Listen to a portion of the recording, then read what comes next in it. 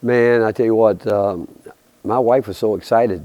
She was in another room for me because I was watching that and obviously watching what I need to do for this weekend. And she kept calling me. She said, "Oh, what's going on here?" And I'm like, "Would you come in here and we can talk about it?" But it's so exciting because they've been so close to some of those games, and just a great win over obviously a great program, and the rivalry there with UConn and Tennessee has been special. But to keep it going, you need to win, and I think they have beaten us 4 times in a row. But just a great win for Lady Vols and for us, and really happy for her. And I loved her comment at the end of the game that she just wanted to get home and see her baby boy. And so I'm sure that was a special way to cap off a great win for her. What stands out about Oklahoma? Well, again, a lot of respect for Porter Moses. When he was at Loyola, they knocked us out of the NCAA tournament. But I've known Porter and certainly about him, and he's done a great job everywhere he's been. And you go back, out of nowhere early in the year, they go to Battle of Atlantis against a great field there, come out as champions of that tournament. And we all know once you get into this league, every night can be just a different battle. But his teams will they guard. They do some different things. They'll show you some pressure in the backcourt, change their ball screen coverage at times, and but they work hard. I'm sure they'll play personnel like everyone does. But just a lot of respect for him and his team, and again for this league. They're like us. Every time you turn around, you're playing against a ranked team, and they've been right there all year with everybody. And no doubt in my mind, they're as competitive as anybody that will play this year. What led to Jemiah's lack of minutes in the second half the other night? Just the fact that I thought that group got going.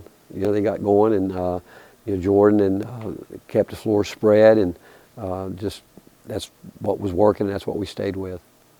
What do you guys need to do to get off to better starts offensively? Well, I told her guys. I think we've done a good job, following our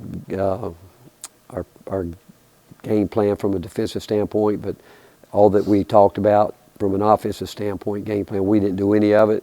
It was there for us, but we didn't for whatever reason. And again, when it doesn't work, you can look at your opponent knowing that they might have something to do with it or have a lot to do with it. But the fact when we looked at it at halftime, it was there. We just didn't take advantage of it, and we would have. They would have adjusted, obviously, but I think it's the focus in terms of on both ends, being ready to. And we talked about where we wanted certain guys after missed baskets, and we didn't get them there. And second half, we were much more together in terms of execution. What makes Jeremiah Fears so good for Oklahoma?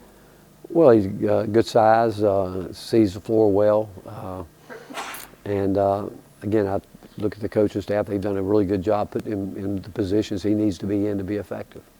Igor's obviously played really well in his last 2 games, Kentucky and the other night, and consistency has been his big thing. What do you feel is key for him to find that consistency? Just focus. I think it's understanding. He plays with obviously I think a high motor, but I think that what it gets about is can you focus for the 2.5, 3 hours you're out there. But I think it starts long before that. I think it started way back in the summer, and I talked about that with our team yesterday. Being at a high level is really hard to do. Very few people can do it. That's why there's very few guys that have long, outstanding careers at the highest level. You can talk about I think most coaches would say they like to have a guy with a high motor, which to me translates to a competitive spirit. But to do that at the highest level is really, really, really hard. And it's something that has to be worked on every day. Every time you go out on the practice court, you got to be able to say, I got to go right now. I'm going to win it or lose it right here. And it's a habit that you try to form, which is really hard to form. And then when the lights come on, you've got to be ready to go, knowing that the guy on the other side wants it just as badly as you do. And let's see whose habits win out right now. Anything else?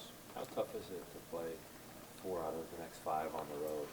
Yeah. I don't think about it. I just think about the next one. And I couldn't even tell you who the 4 of the 5 are. I know I wouldn't have known the next one except I just did a TV show with Bob, and he told me, and I said, we can talk about what you want to talk about, but our mindset has to be on Oklahoma right now, and that's how you approach it. Has Igor's play taken any pressure off Chaz in the past couple of games?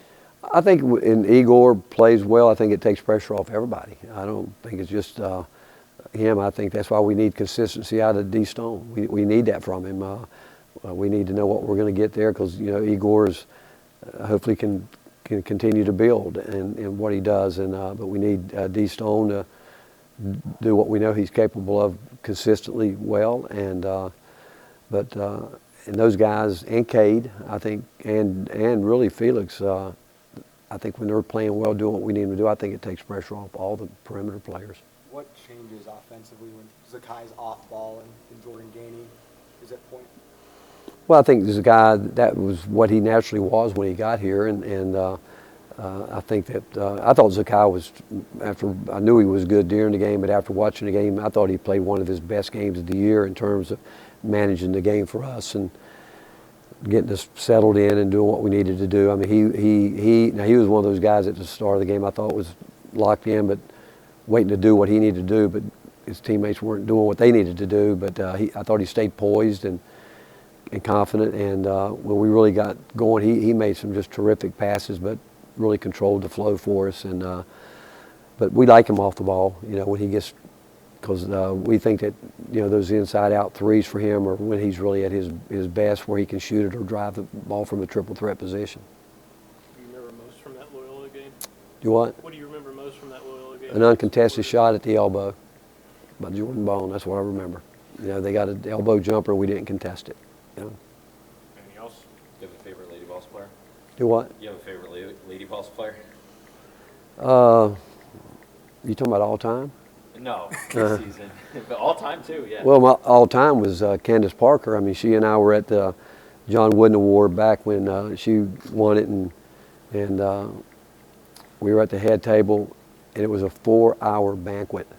And she was sitting beside me, and we hadn't known each other, and just out of the blue, I started playing hangman with her, and we started doing the box game, and we literally did that for 4 hours, and I think I won most of them.